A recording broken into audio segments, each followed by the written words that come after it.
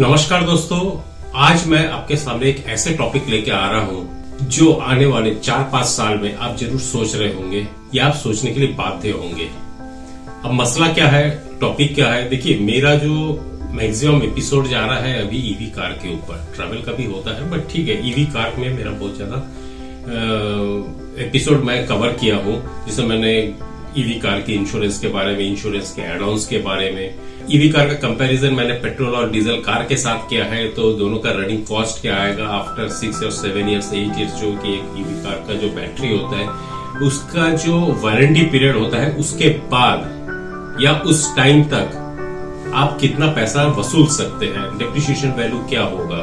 और लेटेस्ट मैंने एक वीडियो भी बनाया था, मेरा लास्ट वीडियो जो था, ये ऊपर आप लिंक देखिए, उसमें मैंने बताया था कि लिथियम बैटरी बैन होने वाला है, और अगर लिथियम बैटरी बैन हो रहा है तो ईवी कार्स बैन होने वाले हैं। आज का टॉपिक मेरा ये है कि देखिए, मार्केट में पेट्रोल और डीजल कार सालों साल से चल रहा है, ईवी कार का एक नया ट्रेंड आया है। अब ईवी कार अब जब 8 साल का वारंटी पीरियड या 1.5 लाख किलोमीटर का वारंटी पीरियड कवर करेंगे, तो उसके बाद आपको कार का रीसेल वैल्यू क्या मिलेगा। आप लोग जरूर सोचते होंगे कोई भी कार खरीदने से पहले या टू व्हीलर खरीदने से पहले कि मुझे इस कार का या टू व्हीलर का, गाड़ी का कुल मिला के इसका रीसेल वैल्यू क्या मिलने वाला है। इस वीडियो में मैं आपके सामने वो सब फैक्ट्स लेके आया हूं जो शायद आप एक ईवी कार लेने से पहले जरूर सोचेंगे। नमस्कार, मैं हूं Subir Ranjan, media tube channel में आप सभी का स्वागत है। चलिए शुरू करते हैं।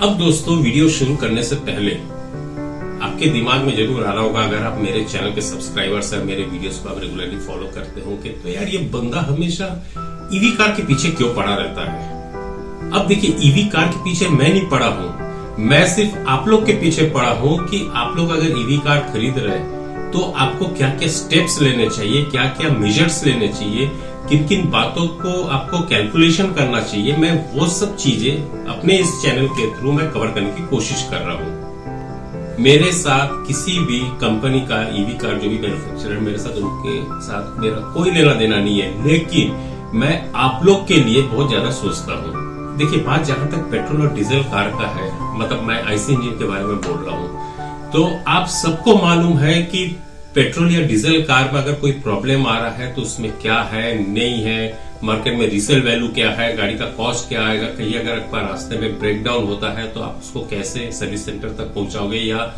ऑन रोड सर्विस आप कैसे अवेल करोगे। ईवी कार में जस्ट इसका उल्टा है। इसके लिए स्पेशलाइज्ड टेक्नीशियन चाहिए। हर जगह पे इसके टेक्नीशियंस या सर्विस सेंटर्स अवेलेबल नहीं है। गाड़ी आप अगर टोइंग भी करवा रहे हो तो कहां तक आप करवाओगे। दूसरी बात है, अगर आप लंबा जा रहे हो तो आप चार्जिंग कहां करवाओगे। तो सबसे पहले बात यह आ रही है कि आप अगर ईवी कार ले रहे हैं, मतलब आप सिटी राइड के लिए ले रहे हैं, एक बात ये पूरा क्लियर है।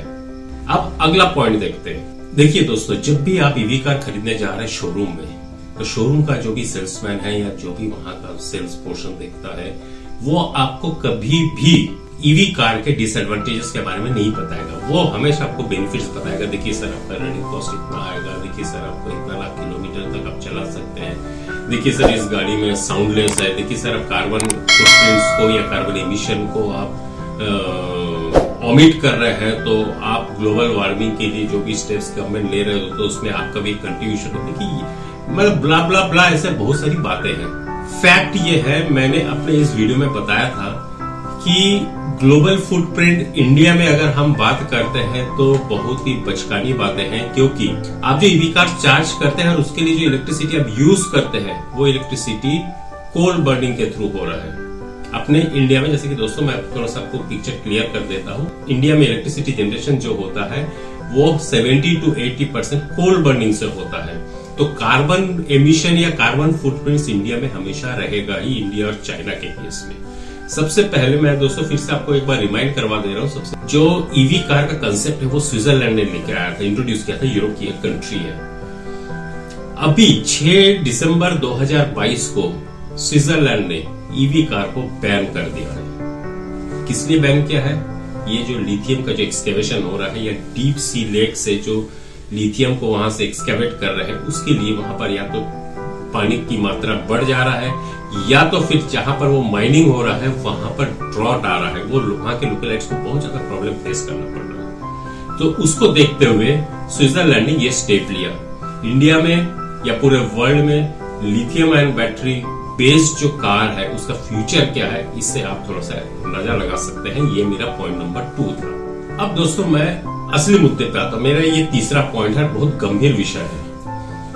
देखिए, आप अगर आज के डेट में टाटा निक्सॉन का गाड़ी लेने जा रहे हैं ईवी का, तो ये कॉस्ट आपको करीब 17 लाख के आसपास पड़ेगा। मान लीजिए 17 लाख तो आप कैश देंगे नहीं, वेरी नेचुरल आप उसको फाइनेंस करवाएंगे। फाइनेंस करवाएंगे तो डाउन पेमेंट और बैंक से जो भी लोन देने वाली कंपनी है उनसे आप अगर लोन लेते हैं तो 10% मार्जिन मनी है। तो मैं मान के चलता हूं कि 3 लाख के आसपास आपको वो पैसा आपके पास होना चाहिए, या तो डाउन पेमेंट के फॉर्म में या तो फिर आप बैंक का मार्जिन मनी। तो कितना हुआ? 3 लाख 17 लाख और तो ये 3 लाख इसमें माइनस की 14 लाख अपने बैंक फाइनेंस किया। 14 लाख का जो आप बैंक फाइनेंस करवा रहे हैं साहब, 14 लाख का 7 इयर्स के लिए अगर आप लोन लेते हैं तो आपको 4 से 4.5 लाख रुपए या 5 लाख भी हो सकता है, वो आपको इंटरेस्ट पे करना पड़ेगा। ठीक है, तो अब आपकी गाड़ी का कॉस्ट क्या हुआ? 17 लाख आपकी गाड़ी थी, प्लस उसमें 5 लाख का इंटरेस्ट लग गया, तो 17 और 5 कितना हुआ? 22 लाख। अब नेक्स्ट मुद्दे पे आते हैं। अगला मुद्दा यह है कि जब आप 8 साल अपना गाड़ी चला लिए, 8 साल का वारंटी होता है, कोई भी जो भी इलेक्ट्रिक कार का जो कंपनी है, वो मैन्युफैक्चरर है, वो जो गाड़ी सेल कर रहा है अपने कस्टमर को पहले ही बोल दे रहा है 8 साल का वारंटी है बैटरी का। अब इसका दूसरे साइड को देखते हैं जहां पर वो ये भी बोलता है कि 1.5 लाख किलोमीटर, मतलब 2 कंडीशन हो गए, 8 साल और 1.5 लाख किलोमीटर। ईवी कार का दोस्तों एक बहुत इंपॉर्टेंट चीज है जो आपको शायद नहीं मालूम है, या कंपनी भी आपको शायद बोलता होगा, आप उसको बहुत कैजुअल लिए होंगे या बहुत लाइटली लिए होंगे, कि आपको ईवी कार डेली चलाना पड़ेगा। मतलब कि आप अपना हैबिट चेंज कर रहे हैं। जहां आप पैदल वॉकिंग करके कुछ भी सामान लेके आ रहे हो या कहीं आसपास जा रहे हो, या तो फिर आप मार्केट में चले गए, अपने 2 व्हीलर लेके चले गए, जो भी आप कुछ मार्केटिंग शॉपिंग या कुछ भी आप करने जा रहे हो, अब आपको ईवी कार में जाना पसंद प्रेफर करेंगे। अरे यार ईवी कार तो चलाना है, चल यार अपन ईवी कार में चल लेते हैं। समस्या, आपका हैबिट खराब हो गया। तीसरा, अब आप जब ईवी कार को इतना कंटिन्यूअसली रैंडमली चला रहे हैं, तो मैं आपको कंफर्म बोल रहा हूं कि 3 साल 4 साल मैक्स टू मैक्स 4 साल में आपका वारंटी खत्म, बैटरी की वारंटी खत्म। अब आप जब शोरूम में जाएंगे, शोरूम में पूछेंगे कि बैटरी का अपना कॉस्ट क्या पड़ रहा है, वो यही बोलेंगे कि जो भी गाड़ी का प्राइस है, कार का जो प्राइस है, शोरूम प्राइस, उसका हाफ प्राइस वो है बैटरी कॉस्ट। मान के चलिए 17 लाख का गाड़ी है तो कॉस्ट कितना आ गया? 8.5 लाख के आसपास, 8.5 लाख आपका बैटरी का कॉस्ट है। अगर मैं मान के चलता हूं कि आपने 1.5 लाख किलोमीटर चला लिया है 4 साल में, तो 4 साल बाद आपको 8.5 लाख रुपए तैयार रखने पड़ेंगे आपके कार का बैटरी रिप्लेस करने के लिए, नहीं तो आपका गाड़ी चलेगी नहीं, कार चलेगी नहीं। अब मैं दूसरी तरफ लेके चल रहा हूं। दूसरी तरफ यह है कि चलिए आपने थोड़ा सा कंजूसी से चला लिया गाड़ी, आपने 8 साल तक चलाया। इंडियन मेंटालिटी है कि हम जब भी कोई गाड़ी लेते हैं तो ज्यादा से ज्यादा 6 साल 7 साल मैक्स टू मैक्स 8 साल बाद हम अपना गाड़ी रिप्लेस कर ही देते हैं, हम दूसरा गाड़ी की तरफ चले जाते हैं। ये हमारा ह्यूमन नेचर है और इसमें कोई कुछ कर नहीं सकता है। ठीक है, अब आप 8 साल बाद जब आप अपना कार को सेल कर रहे हैं और आपका बैटरी का भी वारंटी खत्म हो गया, तो अभी आपका गाड़ी का कॉस्ट कितना हो गया? 17 लाख जो था उसका जस्ट हाफ, यानी कि 8.5 लाख आपका गाड़ी का कॉस्ट हो गया, वो भी न्यू कार का, शोरूम प्राइस का। लेकिन आपने तो साहब 8 साल चलाए।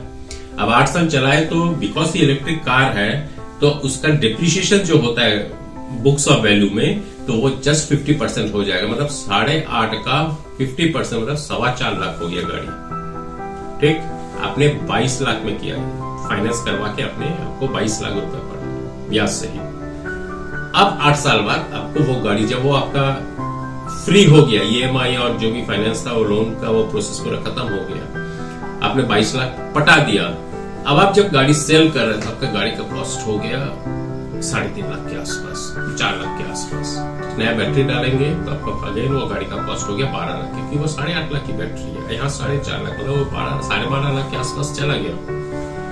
अब हम दूसरी तरफ देखते हैं, अब आप गाड़ी रीसेल करना चाह रहे हैं, रीसेल करने जा रहे हैं, जो भी कस्टमर है वो आपको कितना पे करेगा, 3.5 लाख, 4.5 लाख, 4.5 लाख। शायद उसका मूड नहीं हुआ, या वो ये भी सोचेगा कि यार उस टाइम तक, मान लीजिए मैं नेगेटिव नहीं बोल रहा, लेकिन एक मान के चलते कि उस टाइम तक हमारा इंफ्रास्ट्रक्चर, इलेक्ट्रिक कार का इंफ्रास्ट्रक्चर बना नहीं है। जैसे हमारे यहाँ पर अभी पेट्रोल पंप, कहीं भी आप गाड़ी जा रहे हैं, फ्यूलिंग करवाना है पेट्रोल पंप में, कोई भी पेट्रोल पंप, इंडिया के किसी भी गांव देहात के अंदर भी घुस जाएगा ना, आपको पेट्रोल पंप मिल जाएगा। ईवी कार चार्जिंग का पॉइंट अगर आपको नहीं मिला, तो आपको वो जो कस्टमर है, तो वो जो रेंज है कस्टमर का, वो बहुत नैरो है। वरस पेट्रोल डीजल का जो रीसेल के जो कस्टमर्स है, या रीसेल सेकेंड हैंड गाड़ी के जो मतलब खरीदार है, बायर्स है, उसका रेंज बहुत बड़ा है, ईवी कार का बहुत ही कम है। वो एक प्रॉब्लम आएगा आपके रीसेल वैल्यू में। तो अब आप हिसाब कर लीजिए, आपने अगर रीसेल करते हैं अपने गाड़ी को, तो उसका रीसेल वैल्यू आया क्या? आपने 22 लाख खर्चा किया, 8 साल बाद आपके 22 लाख के एवज में आपको 4 लाख या 3 लाख कुछ मिल रहा है। आपका पैसा किस लेवल का डिप्रिशिएट हुआ है, आप इसको एक बार सोचिए। दोस्तों, आशा करता हूं कि मैं अपने इस वीडियो के थ्रू आपको यह समझाने की कोशिश किया हूं कि इलेक्ट्रिक कार लेना अभी बहुत जल्दबाजी होगा। आप एक बार लेने से पहले जरूर सोचिए। और हाँ, पेट्रोल और डीजल कार इतना जल्दी खत्म नहीं होने वाला। वाइड वेरिएंट्स, गवर्नमेंट भी इसको बंद नहीं करेगा पेट्रोल डीजल गाड़ी को, क्योंकि ये इतना वाइड रेंज है। पूरा गवर्नमेंट का जो मशीनरीज है वो पेट्रोल डीजल के ऊपर डिपेंडेंट है। ट्रांसपोर्टेशन हमारा जो है डे टू डे में, वो भी पेट्रोल डीजल ही है। दोस्तों, वो बंद नहीं हो सकता है। ईवी कार के लिए आप जरूर सोचिएगा। हाँ, एक चीज और मैं बता देना चाहता हूं, मेरे अगले एपिसोड में कवर करने वाला हूं सोडियम आयन बैटरी, जो लिथियम बैटरी का सब्स्टिट्यूट है। ये काफी चीपर है, और मैं अपने उस वीडियो में पूरा उसमें डिटेलिंग करूंगा कि सोडियम आयन बैटरी बनेगा कैसे, कितना वो उसका कॉस्टिंग आएगा, मैं सब कवर करूंगा।